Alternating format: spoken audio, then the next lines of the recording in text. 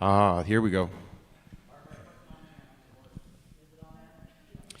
Ooh, that's much better. How about yours? Nothing yet? Let's see.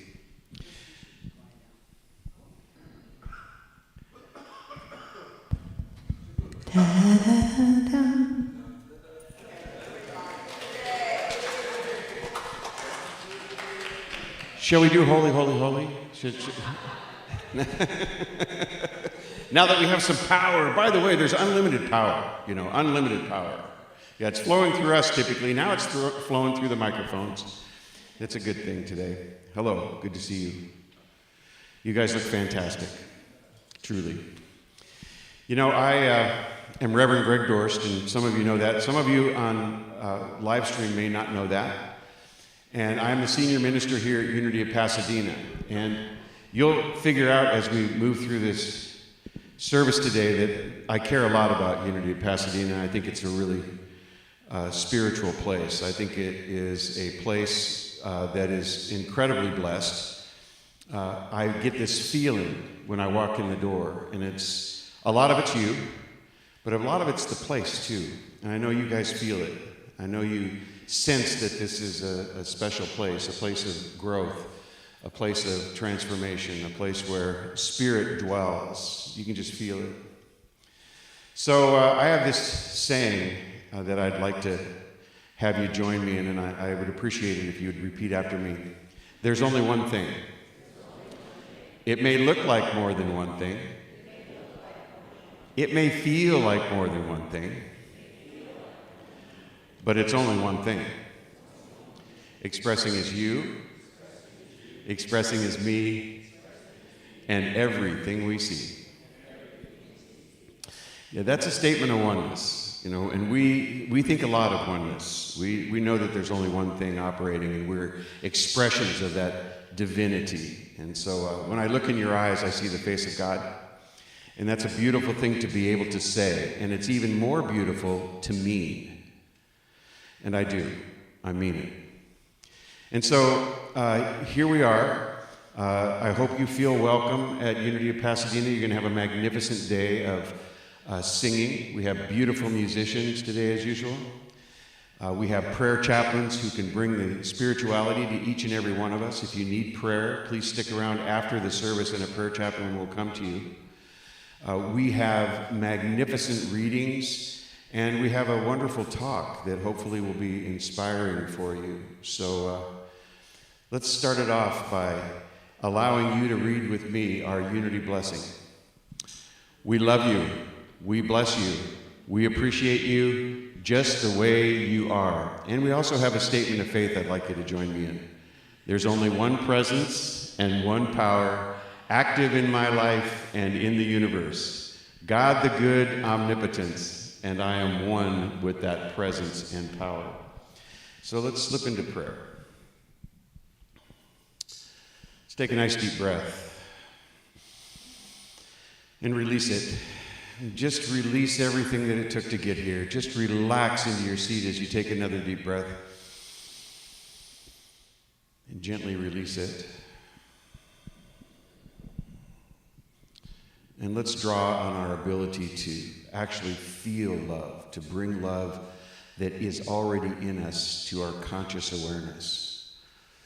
So I want you to just take a moment to picture somebody or something that you love dearly, a person, a pet, a place perhaps, an activity that you're involved in that creates this sense of belonging, this sense of connection, this sense of love within you. Just picture that right now and feel it. Feel into it. Feel that love that is in that moment, in that person, in that place.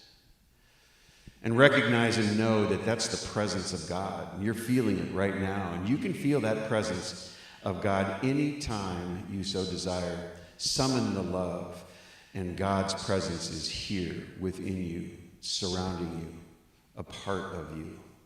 We do that right now here at Unity of Pasadena. We bring that presence, knowing that God is all there is, knowing that the blessings we receive as a result of connecting with this singular source are infinite, from healing to creativity to prosperity to our relationships and our connections with everything that exists.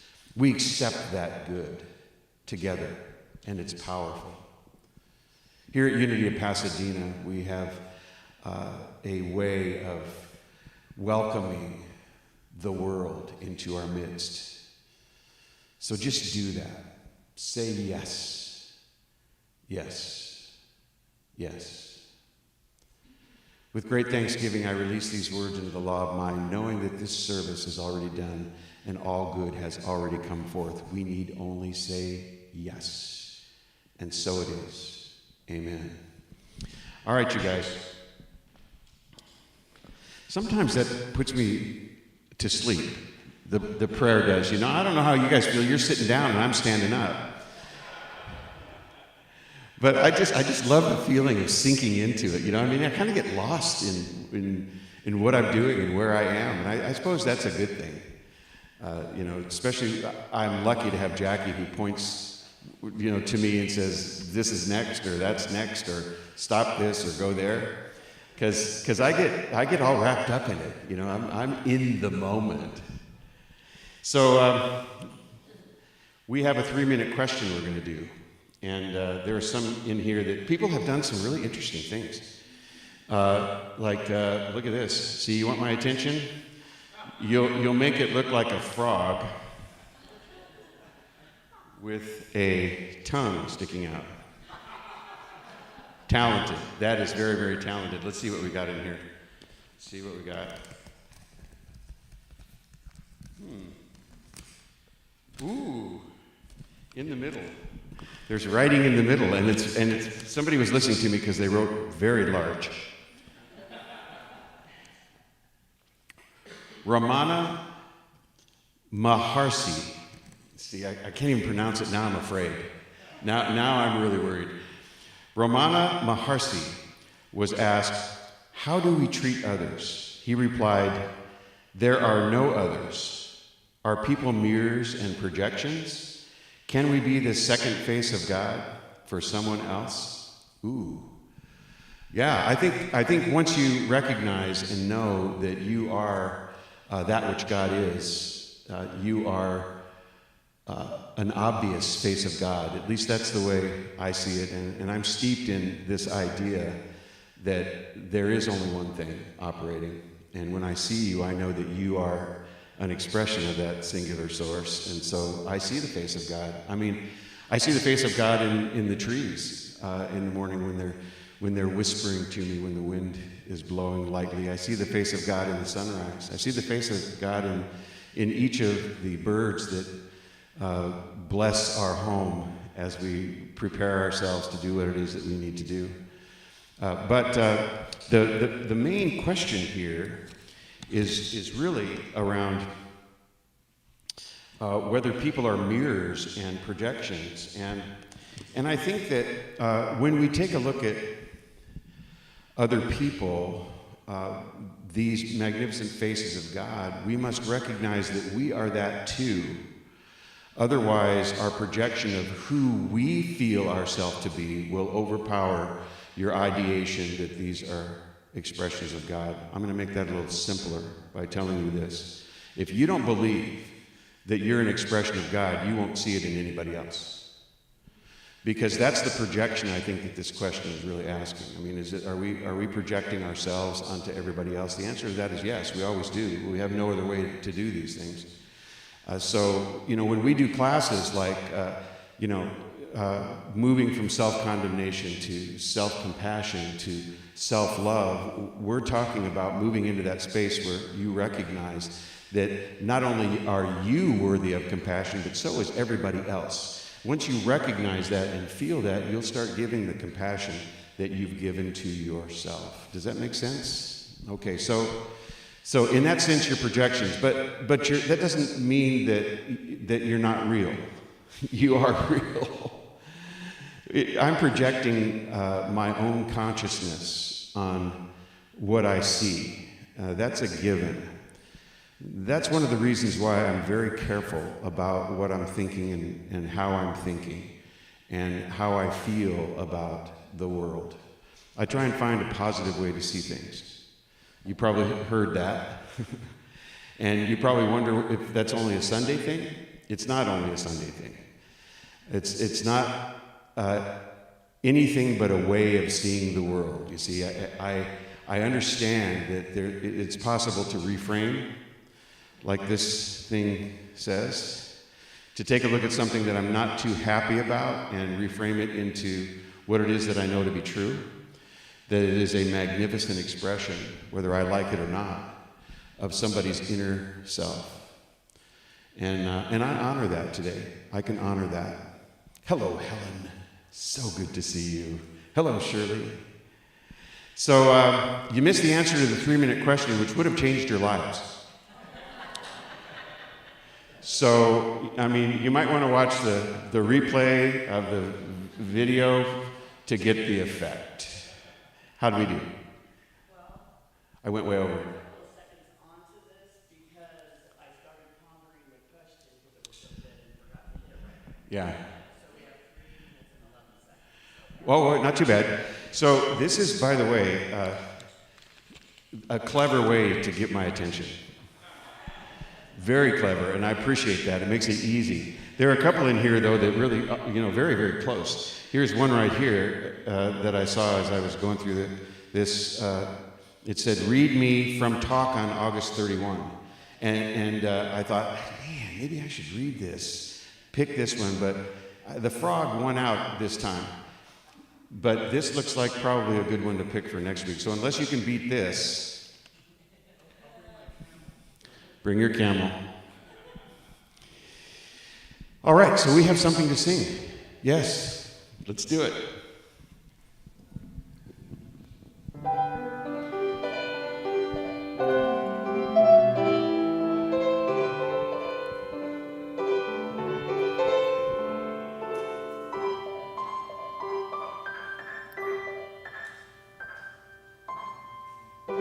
Happiness is knowing your spirit, living in wholeness, feeling your peace. Happiness is trusting the presence, letting it guide you, watching down seas. Happiness is knowing you're one with the infinite, and happiness is seeing the good in it.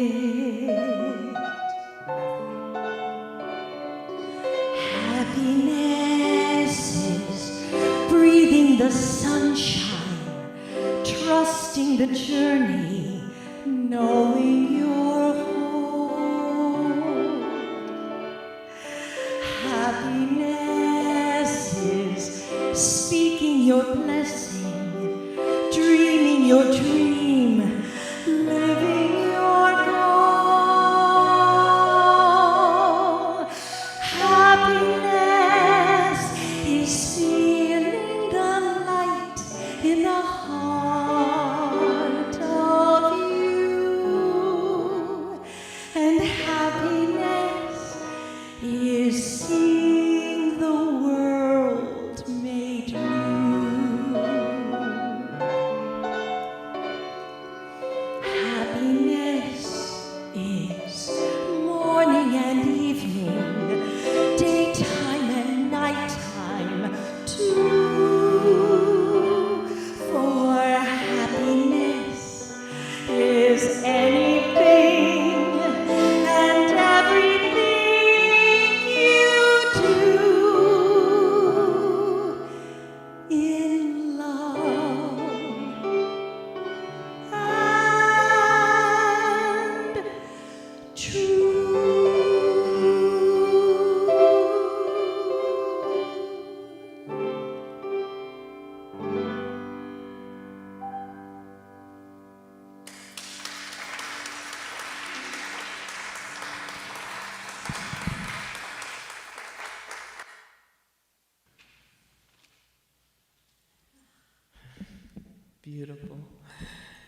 Good morning. Today's daily word for September 7th is free. The affirmation is I am free through my awareness of God. Visualizing freedom, I may think of a bird soaring above the earth, a child running across the park, flying a kite, or a waterfall cascading into a river that will continue its journey as far as I can see. Beyond those exhilarating images, another more personal example evokes a feeling of freedom. My connection with God. God is limitless and unbounded. When I align myself with the Spirit of God within me, I feel likewise limitless. This is where my freedom lies. No matter the state of my life or the conditions of the world, I remain free in God. I face each day with hope and positive expectation. Just as the bird that soars, the kite that glides, the waterfall that roars, I move freely through life because of my oneness with God. Now, the Lord is the Spirit, and where the Spirit of the Lord is, there is freedom. 2 Corinthians chapter 3, verse 17.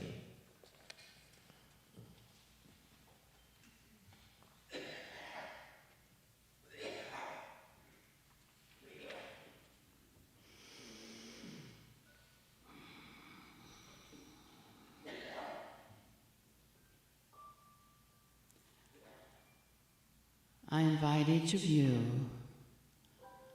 to take a breath in and just exhale into this moment. And as we breathe in and out the breath of God, we know that we are all together, that we are all together. We know at night, if we're up in the sky and we're looking down at our beautiful planet, and if it's nighttime and the moon is shining and the stars are twinkling and it is quiet and it is still, and we feel the presence of God in that silence, in all that is calm and all that is in the darkness of night but still lit up with the moon. And we keep looking at our planet, and all of a sudden the light starts coming up. And it rises up. And the sun comes up, and it's warm. And we think about all the things that make up our beautiful planet. And we think about the mountains that rise up from the middle of the earth, and they rise up onto every continent. And they reach up into the sky. They give us inspiration to know that we can be uplifted in our trust and our faith. And as the day goes by, the snow that's on top of the mountains melts, and it comes down into the rivers and the streams, and it goes into the lakes and the ponds, and it goes into the ocean. And we know that there's only one ocean. It has different hemispheres. It has different names. But there is only one ocean.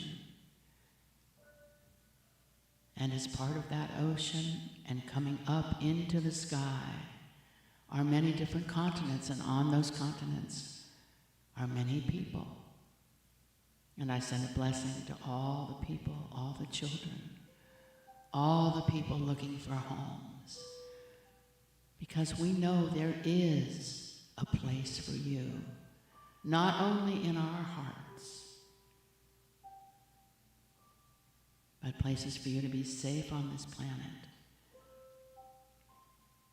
to see all the beautiful wildlife, to see the prairies, the deserts,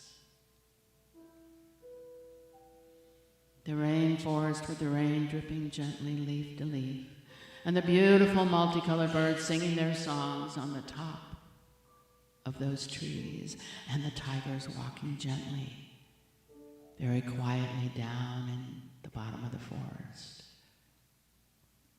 And we send a blessing to all the things on this planet, all the animals, the birds, the fish, the pandas, the elephants, the penguins, all the things that make up our beautiful planet, the bees that give us honey, the butterflies.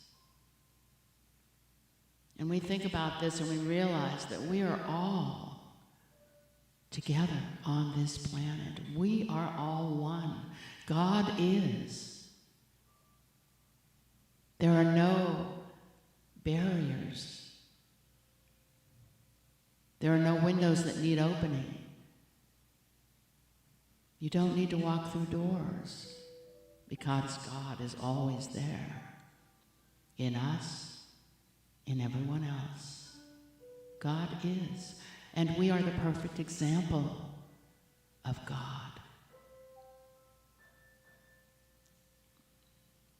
And now I invite you to say Greg's peace prayer with me, and I want you to do it really slowly because we're really thinking about what it means for each one of us on this planet. Let the light of understanding shine upon all hearts, guiding us to recognize the sacred thread of oneness that unites every soul. In this shared tapestry of existence, may compassion be our language, kindness our currency, and love our universal prayer. Let the winds of peace sweep across the globe, embracing every nation, fostering harmony and dissolving the barriers that separate us. As one human family, we cultivate a world where understanding prevails and the echoes of unity resonate in every corner, and so it is. Amen. And I say, yes, God, yes, one world. We are all one, and I say thank you for my blessings. Thank you for my faith. Thank you for Unity of Pasadena, and I take my blessings and I put them in my heart and I send them out into the world with peace and love and light and with joy, because we know that love is the answer. Love is the answer. And so it is. Amen.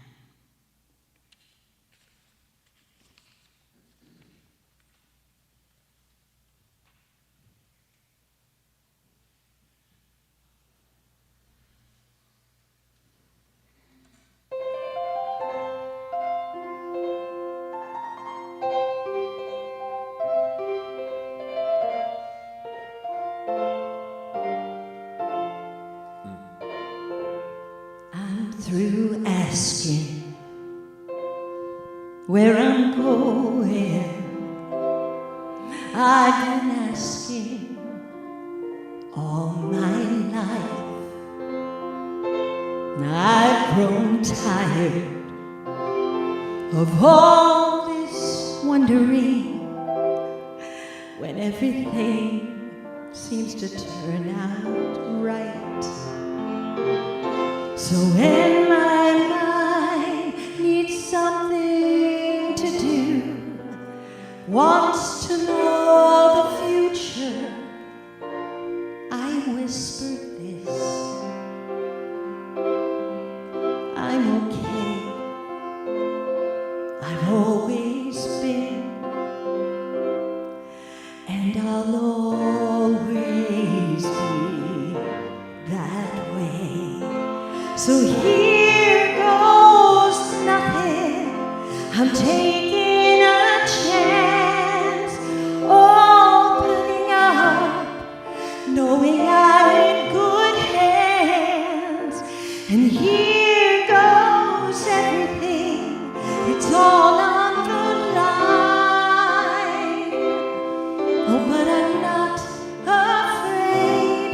this time.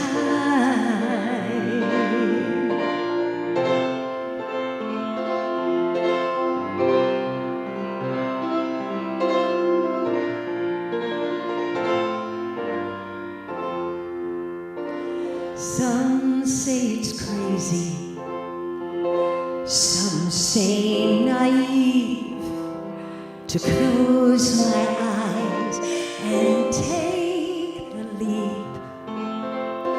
But I know better, 'cause I believe even in the dark my soul can see. So when my mind plays its usual games, oh, my answer is always the same.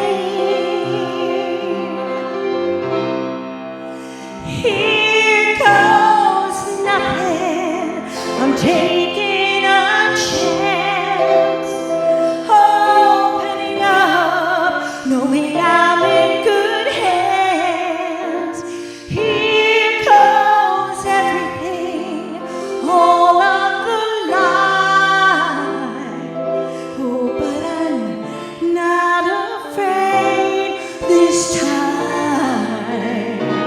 Here goes nothing, taking a chance, opening up, knowing I'm in good hands. Here goes everything, all on the line. Oh, but I'm not afraid this time. No, I'm not afraid this time. I'm okay. I've always been, and I'll always be this way. I'm okay. I've always been, and I'll always be this way.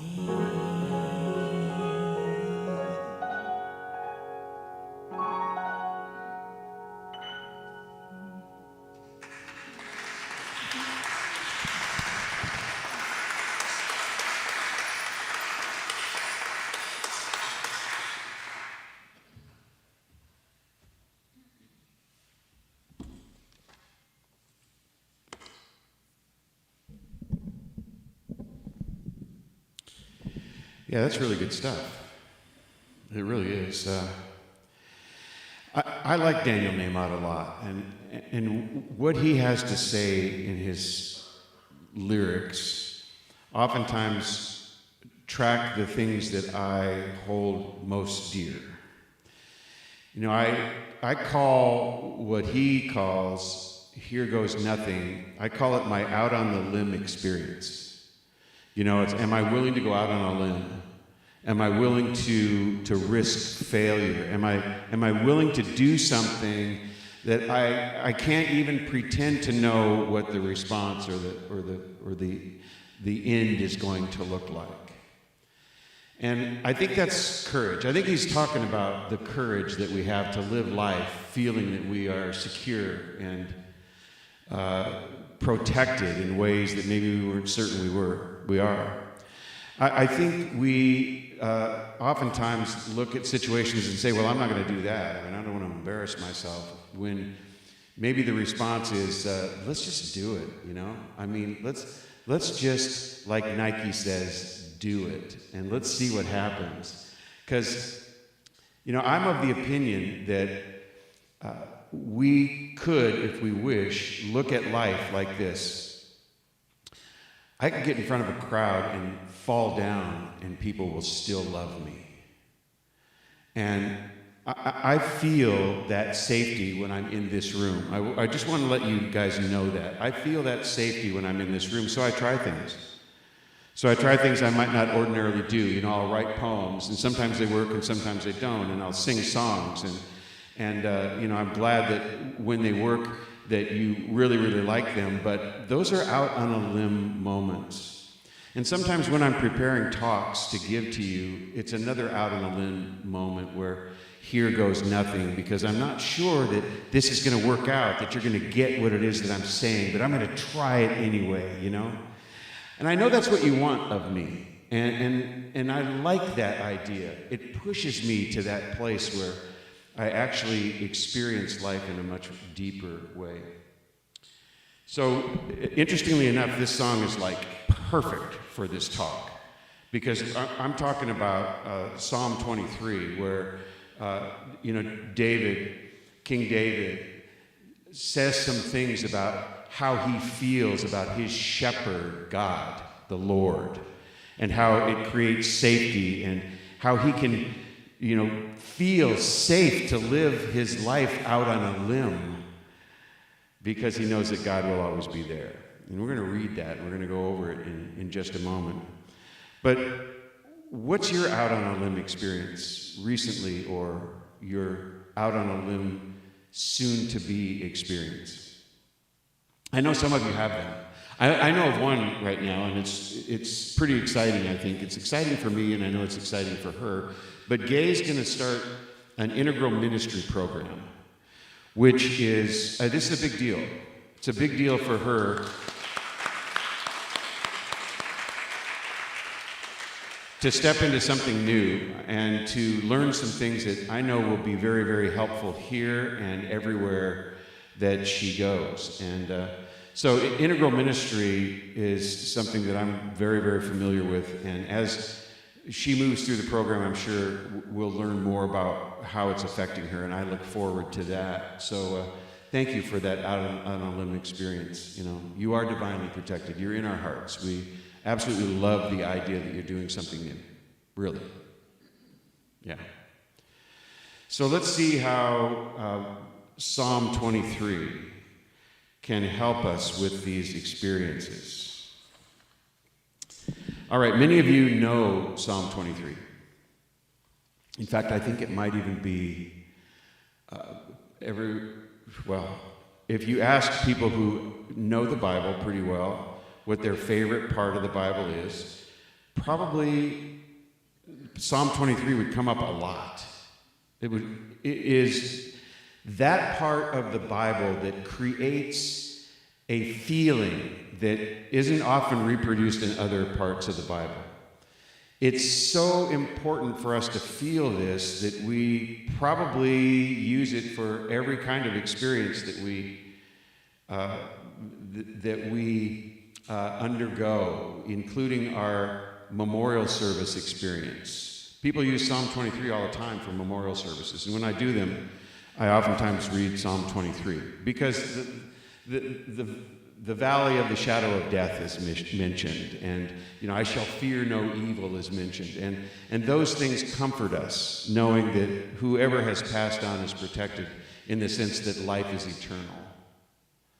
So it's really, really important in that context, but it's also important in the context of what people expect to be able to do in their lives, kind of like, you know, Gay going to integral ministry, kind of like you stepping out on a limb doing something that you've never done before. Anita's going to be doing some new things now, and I applaud that, Anita. You know, I mean, you talked about last week and how, you know, your position is no longer yours.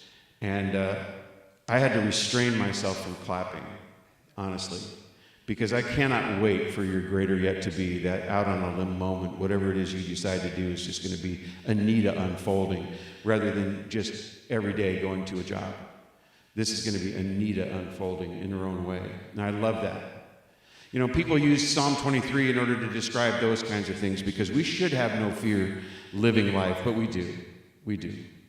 We can't control everything. We know that. So here we go. Psalm 23. The Lord is my shepherd. I shall not want. He maketh me lie down in green pastures. He leadeth me beside the still waters.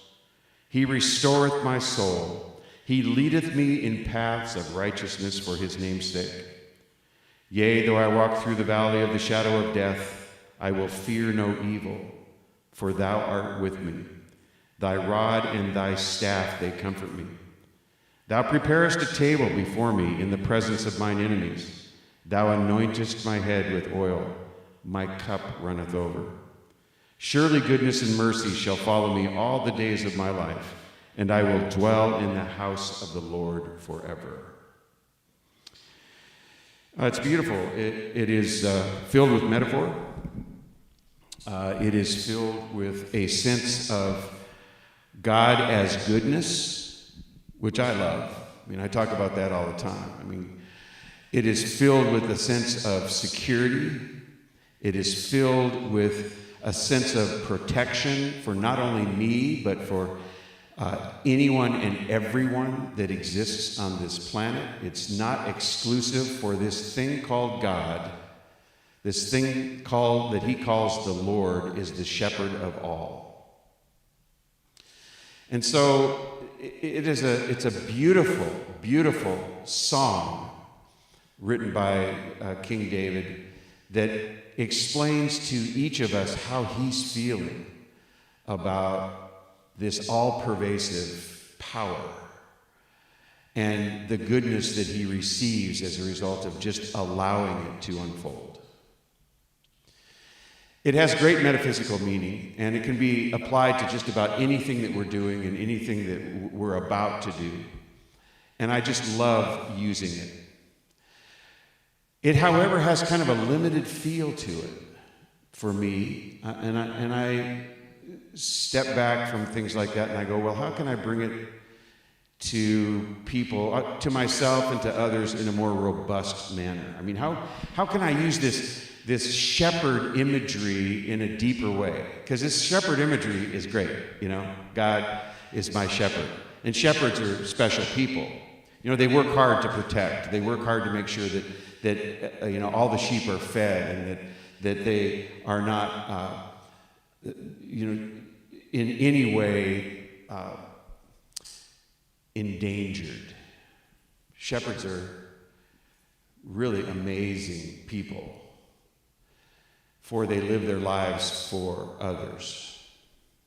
So I started to think, where can I go to get further imagery? And let's stick with the Bible for a while. Let's get some further imagery on what this shepherd thing's about. And I immediately thought of the Good Shepherd and his sheep, which is a parable in John. And it recounts a little bit more than a parable normally recounts. It recounts some things that Jesus said, and said in a way to make a dramatic statement. How many of you are familiar with this? John chapter 10. All right. I think it's pretty amazing, because it really changes this shepherd idea in ways that are very, very instructive. The Good Shepherd and his sheep, John 10, 1 through 21. Very truly, I tell you, Pharisees, anyone who does not enter the sheep pen by the gate, but climbs in by some other way, is a thief and a robber. The one who enters by the gate is the shepherd of the sheep. The gatekeeper opens the gate for him, and the sheep listen to his voice. He calls his own sheep by name and leads them out. When he has brought out all his own, he goes on ahead of them, and his sheep follow him because they know his voice. But they will never follow a stranger. In fact, they will run away from him because they do not recognize the stranger's voice. Jesus used this figure of speech, but the Pharisees did not understand what he was telling them. Therefore, Jesus said again, very truly, I tell you, I am the gate for the sheep. All who have come before me are thieves and robbers, but the sheep have not listened to them. I am the gate. Whoever enters through me will be saved. They will come in and go out and find pasture.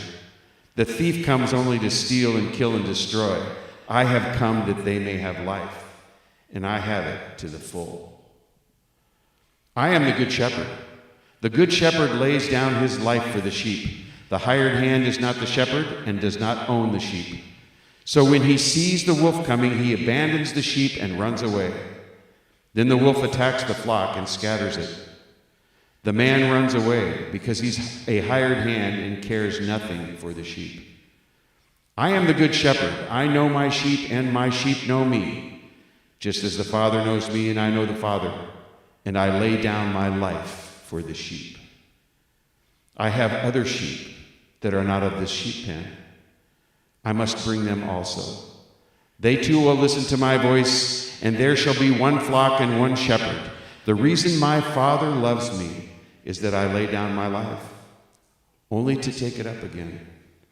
No one takes it from me, but I lay it down on my own accord. I have authority to lay it down and the authority to take it up again. This command I received from my Father. The Jews who heard these words were again divided. Many of them said, "He's a demon possessed and raving mad. Why listen to him?" But others said, "These are not the sayings of a man possessed by a demon. Can a demon open the eyes of the blind?"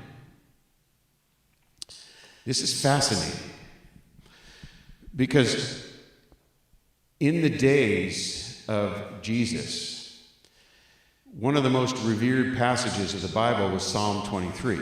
I mean, Jesus knew what he was doing when he referred to the shepherd. He knew he was referring to something that was of a divine nature. He had to know that. He had to. I mean, as soon as he started talking about sheep and a shepherd and him being the shepherd, I mean, I am the good shepherd. Follow me. You know that. They knew he was talking about his divinity. I mean, the Pharisees, blasphemy, blasphemy. Troublesome to hear that kind of talk from anyone. But he would lay down his life for the sheep. I mean, now that is something that is really, really interesting. I mean, we read in Psalm 23 that God protects. God is always there to support and make certain that our lives unfold beautifully and safely.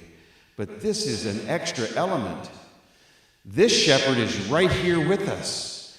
This shepherd, this metaphorical God, is going to fight for you to the death. He's going to make sure that you have everything that you need in this life, or he'll die for it. And he did. He was portending his death. It's a very, very interesting passage. And he was portending as well his resurrection. I'll come back. So this idea of the shepherd moves from Old Testament ideation that is a God out there somewhere to a God right here. Right here. But interestingly enough, this God will lay down its life for you. This God says as much. This God can be trusted. This God is a God not just for now, but for the future. That's an interesting way to change this whole ideation. And I think it's an important thing to understand. This shepherd concept moves from outside to right here. Right with you. And it moves again if you pay attention to how this is utilized, how this idea of the shepherd metaphor is utilized in other writings. And I do. I love this metaphor of the shepherd. And that metaphor is used again in something that I really, really love. Have you ever heard the poem or read the poem by Rumi? Moses and the Shepherd. Ah, what a poem. Moses and the Shepherd. Oh, let's just, put away any idea that using that word shepherd was, somehow a coincidence. Because Rumi was well aware of all the biblical connections to life as a Sufi. I mean, Sufis absolutely revere the Old Testament. And Sufis revere Jesus as a prophet. You know, Sufis like Rumi have great things to say, and we've talked about that right here from this podium, have great things to say about the life of Jesus and the example that he brought. I mean, Rumi says, I want to be that. Rumi said that in one of his poems, I want to be like Jesus. I mean, that's quite something to say. So when he writes this poem, Moses and the Shepherd, he knows what this shepherd thing is all about. He knows what this is. And it's very, very interesting. You want to hear it? Yeah, well, I hope so. Because I'm going to read it anyway. So there. No, I think this journey is really fun. And the reason why I think it's fun is because it moves forward in ways that make sense. And I'll give you a little preview before I get into Moses and the shepherd. And these are some of the notes that I wrote while I was combining all these ideas. So Psalm 23 says God loves and cares for us. Jesus as the good shepherd says, here's how much. And Rumi is going to say, how do I participate in that? And then it gets even deeper and deeper, and instead you take a look at those three together, and Psalm 23 says, I'll take care of you. Jesus, as the Good Shepherd, says, I'm committed to your well-being. And Rumi says, right back at you, I'm committed to yours. Meaning, I'm committed to your well-being, God. Look for that in this. It is exciting.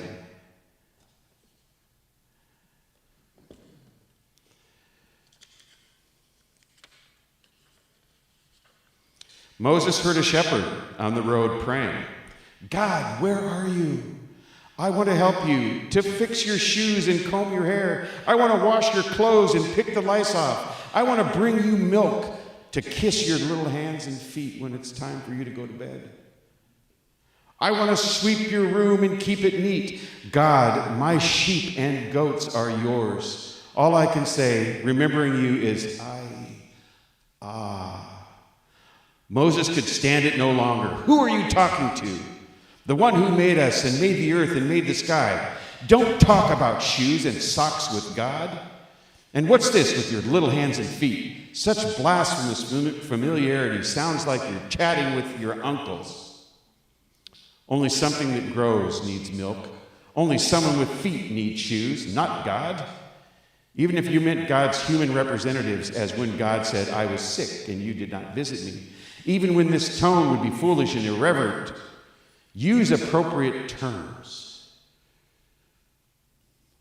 Body and birth language are right for us on this side of the river, but not for addressing the original Allah. The shepherd repented and tore his clothes and sighed and wandered out into the desert. A sudden revelation then came to Moses, God's voice. Okay, before I get to God's voice, I'm going to say, that was quite a dressing down, wasn't it? I mean, Moses dressed down the shepherd for saying these absolutely beautiful things. I mean, I want to do this for you. I want to be this for you. I'll wash your feet. You know, I just think that those words are absolutely beautiful, and Moses dressed him down. And so he was upset and tore his clothes and ripped his clothing, and I guess that's some sort of an indication that he's trying to repent in some fashion, and wandered off into the desert. And at this moment, Moses hears God say deep inside of him,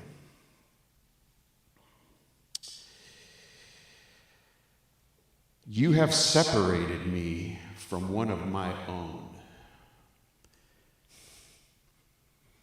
Did you come as a prophet to unite or to sever? I have given each being a separate and unique way of seeing me and knowing and saying that knowledge. What seems wrong to you is right for him. What is poison to one is honey to someone else. Purity and impurity, sloth and diligence in worship, these mean nothing to me. I'm apart from all that. Ways of worshiping are not to be ranked as better or worse than one another. It's all praise and it's all right. It's not me that's glorified in acts of worship, it's the worshipers. I don't hear the words they say. I look at the humility. That broken open lowliness is the reality, not the language. Forget phraseology. I want burning, burning. Be friends with your burning. Burn up your thinking and your forms of expression. Moses, those who pay attention to ways of behaving are speaking. They're of one sort. Lovers who burn are another. Don't impose a property tax on a burned out village. Don't scold the lover. The wrong way he talks is better than 100 right ways of others. It doesn't matter what direction you point your prayer rug. The ocean diver doesn't need snowshoes. The love religion has no code or doctrine, only God. So the ruby has nothing engraved on it. It doesn't need markings. God began speaking deeper mysteries to Moses, visions and words which cannot be recorded here, poured into and through him. He left himself and came back. He went to eternity and came back here. Many times this happened. It's foolish to me to try and say this. If I did say it, it would uproot our human intelligences. It would shatter all writing pens. Moses, then he does something interesting. Ran after the shepherd. He followed the bewildered footprints, in one place moving straight like a castle across a chessboard, in another sideways like a bishop, now surging like a wave cresting, now sliding down like a fish, with always his feet making geometric symbols in the sand, recording his wandering state. Moses finally caught up with him. I was wrong. God has revealed to me that there are no rules for worship. Say whatever and however your loving tells you. Your sweet blasphemy is the truest devotion. Though your whole world is freed, loosen your tongue and don't worry what comes out in all the light of spirit. The shepherd replied, Moses, Moses, I've gone beyond even that. You applied the whip and my horse shied and jumped out of itself. The divine nature and my human nature came together. Bless your scolding hand and your arm. I can't say what has happened. What I'm saying now is not my real condition. It can't be said. The shepherd grew quiet. Wow, man, I love that. This poem goes so deep into the idea that there is a merging possible, a merging with the divine as this shepherd did after being castigated by Moses. He went off into the desert in such deep sorrow around that interaction that something transformed him. Something brought him to a connection with God beyond words. It no longer was necessary for him to speak those words because he'd merged with Spirit. Now, that is exciting to me, that it can even be talked about with all of the other things in mind. I mean, we have gone from David praying to the outside God and explaining how he feels about the protection and safety of the Lord, to Jesus right in front of our faces saying, I am that, I'm here to protect you, right in the here and now, to I am you. I love the idea that we can be of service to God. Not just allow God to protect us, to feed us, to give us all the things that we need, but we can do that for God. So the reason why I thought this was so exciting, you guys, is because last week I was talking all about what the Fillmores were saying about what service can do, about how your thinking around being service-oriented can change your life. And you might remember, or you might have seen on Facebook, because Gabe posted a lot of these things on Facebook, you might remember some of these quotes, and they go just like this. True service is the expression of divine love through practical, helpful acts. Sounds like the shepherd. We're moving closer. We are here to help humanity realize its divine potential through service and love. Sounds like what the shepherd was doing with his talking. As we live the truth, we help establish God's kingdom and peace and harmony on earth. If we do this, we're establishing God's kingdom of peace and harmony on earth. She's getting closer to saying being of service to God is doing the things that bring God's character to life. The greatest work you can do is live your higher understanding of truth and then help others to do the same. Ooh, man. Do you think that Myrtle, that's Myrtle Fillmore, do you think Myrtle knew what this whole thing that I'm talking about really is? You know, it's all about transforming yourself to become one, to the knowing, the deep knowing, the understanding, the living of this oneness with God. And the way to do that is to be of service to God. And the way to do that is to live according to the principles that have been brought to us. We have 12 powers, you guys, the powers of man that have been brought to us through this book written by Charles Fillmore, which is a good exercise in understanding how we can be to bring about our divinity. How shall I be? How shall I be? So that's kind of an out on a limb moment, you guys. I mean, this may have gone, you know, there's a lot of reading involved, and I apologize for that. And I hope none of it went zooming over the top of your head. I'm certainly probably going to be talking about this kind of thing a lot, you know, as we eat. You might have questions, or they might end up in the basket. I don't know. But this whole idea that one thing's connected to another, and there's a stair step of understanding that can bring us to the truth of life, is really the road I like to travel. And so, forgive me, but I'm not likely just to look at one verse and analyze it. I'm likely to bring in others. And then I'm likely to bring in other writers that have understood it. And then I'm likely to bring in other people that might see a future for it. And then I'm likely to have my own opinion, which I'm expressing right now. This is the divine truth of life. We are not only connected with God, we are that which God is in expression, in thought, in deed. And I love that little shepherd in the Rumi poem. I absolutely love that guy. And he gives me a good example. Love God. Jesus said it. Let's do it.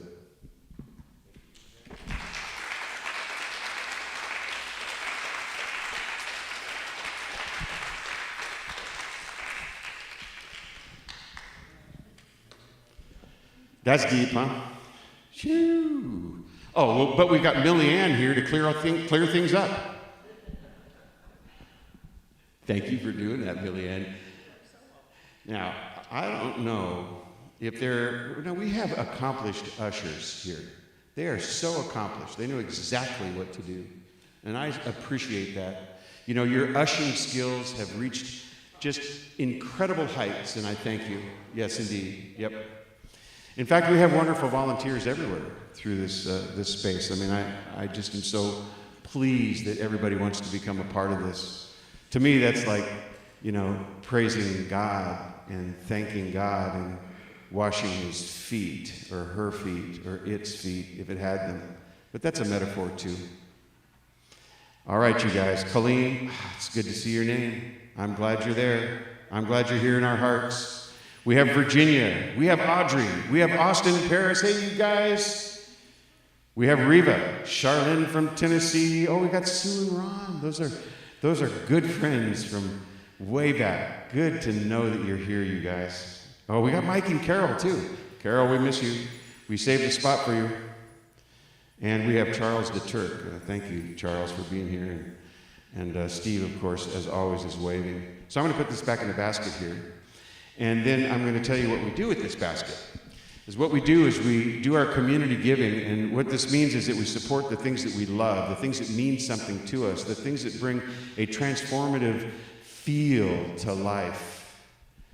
Become something more than just an idea, they become us. I think that's what we do here at Unity of Pasadena. It's really an amazing experience. So we support Unity of Pasadena, and we do it this way. Please say with me, God is the source of my overflowing supply, and I am grateful, and so it is. Thank you.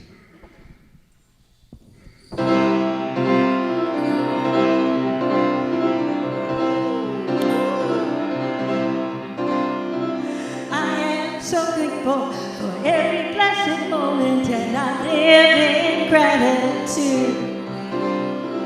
My heart is open, my spirit is rejoicing, and I live in gratitude. I give my thanks to God. I give my thanks to God. I give my thanks to God. I give my thanks to God.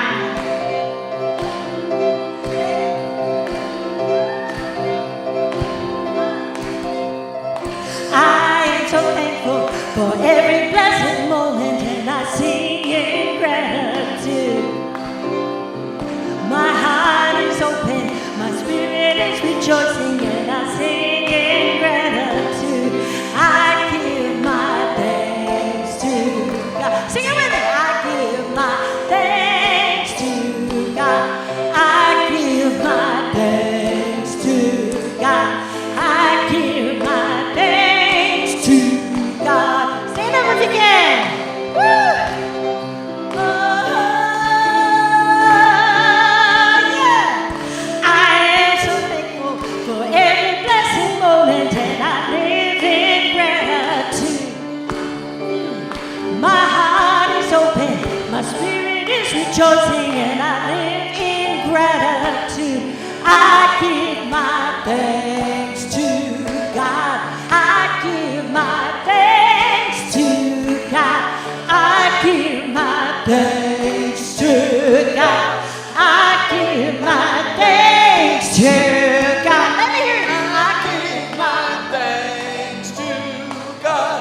I give my thanks to God. I give my thanks to God. I give my thanks to God.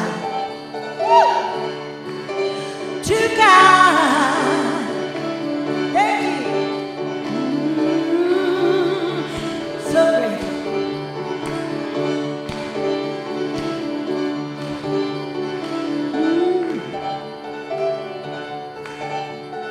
I am so grateful. Yeah.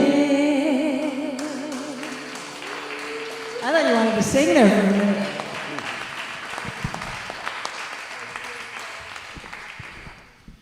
All right, Barbara, are you doing our community today? Oh, wait a minute, we can't do that yet. Come on down, Millyanne. I saw the look on her face like, oh my goodness. What am I doing here? Yeah. Yeah, the new strategy is just do whatever I think needs to be done next, which is, what the heck. Well, we're going to bless these tithes and treasures, and we're going to make some promises, so here we go. We are so thankful for these tithes and treasures. We promise to use these tithes and treasures with integrity for the benefit of Unity of Pasadena and the surrounding community, for those that need a consciousness of love and peace and caring, for the idea that we can affect those people not only in thought but in deed. We can step into the moment and be what we need to be, for we are who we say we are. We're so grateful for that. We're so thankful. I release these words, I let it go, and so it is. Amen. Thanks, Millyanne. All right, now it's time for Barbara. Sorry. I think that's about right there, Barbara. I got to clean up her workstation. Shared workstation, yes.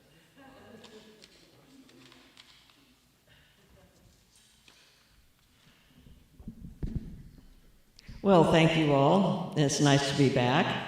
I think 2 weeks.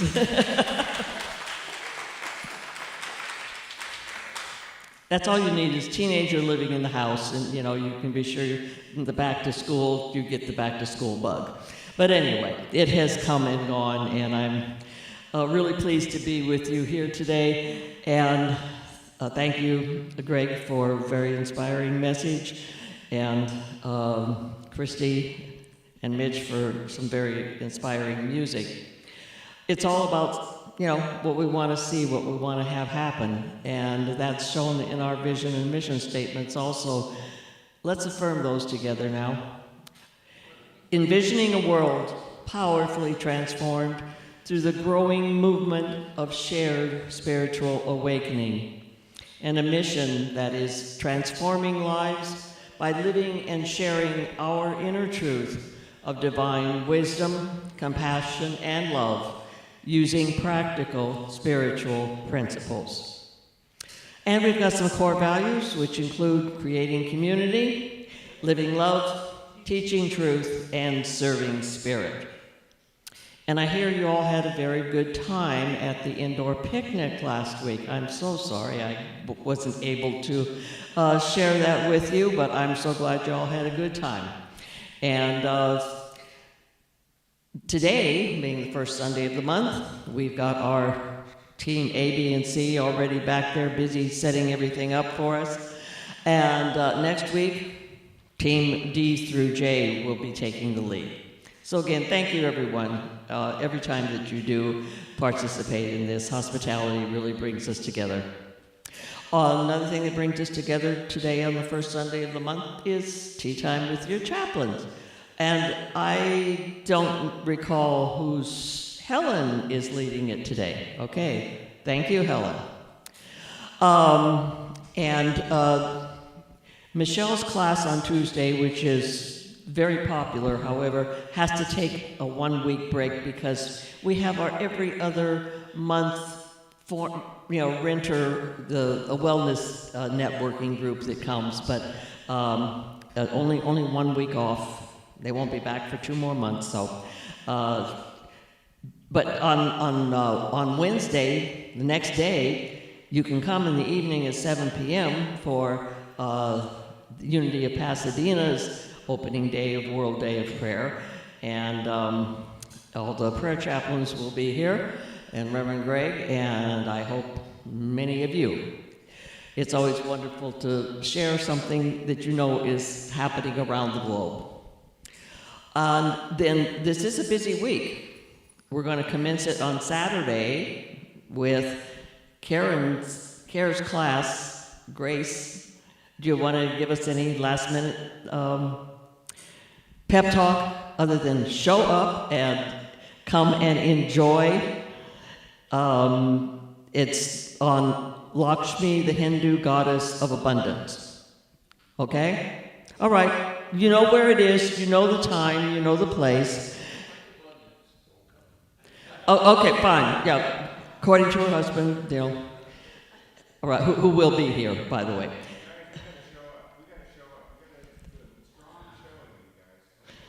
Okay, well, it'll be well worth it. So come and be a part.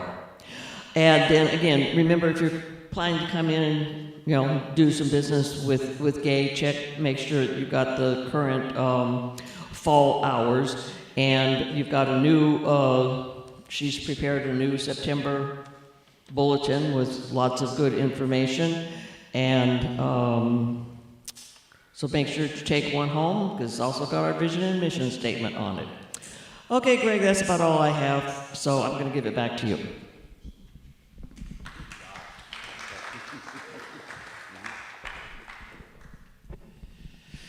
All right, you guys. So we're going to do a silent unity prayer for protection, and then we're going to sing. And if you want to stick around for prayer, please do. A prayer chaplain will come to see you. Prayer chaplains, would you raise your hand, please? We got plenty of them here today. Let's 2, 4, 6 of them here. So please, if you want prayer, just stay where you are.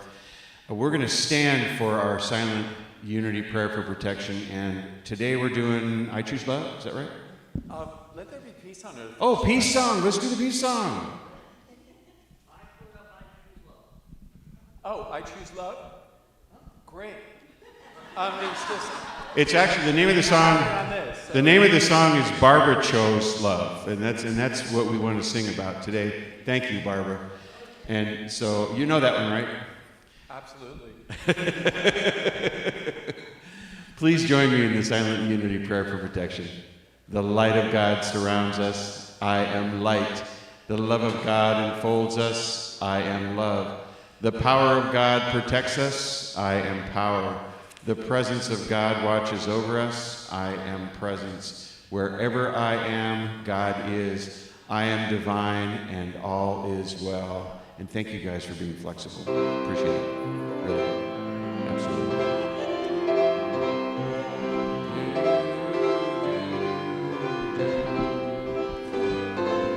Peace in my life is growing because I choose love. Love's always present. It's what we're made of. I choose love. We are a part of each other. We are one tie that binds us that can't be undone. I choose love. Peace for our planet is growing because I choose love. Let love be present. It's what we're made of. I choose love. We are all part of each other. We are one. One choice unites us. Let this be the one. I choose love. I choose love. I choose love.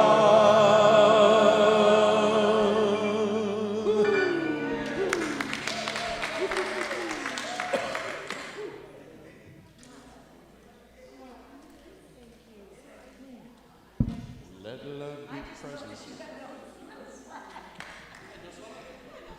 I ain't giving myself no slack.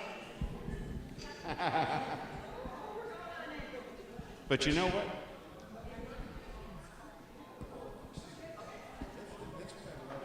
The spirituality